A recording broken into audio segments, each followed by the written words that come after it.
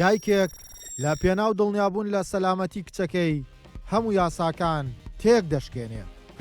ئەمە وێنەی سەلاری گۆڵپارێزە لە یاری نێوان سەی سادق و زاخۆ لە خولی فوتساڵی کوردستان کە تووشی پێکان بوو.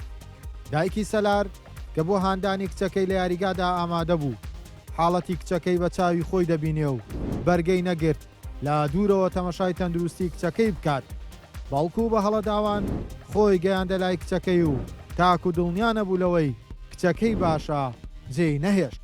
بەمەش دایکی سەلار هەموو کۆت و بەندەکان و یاساکانی تێکشکاند و پێی وتین دڵی دایک نەیاسا و نەناو بژیوان ناناسێ، ئامادەیە لە پێناو سەلامەتی کچەکەی هەموو بربەستەکان تێک بشکێنێ.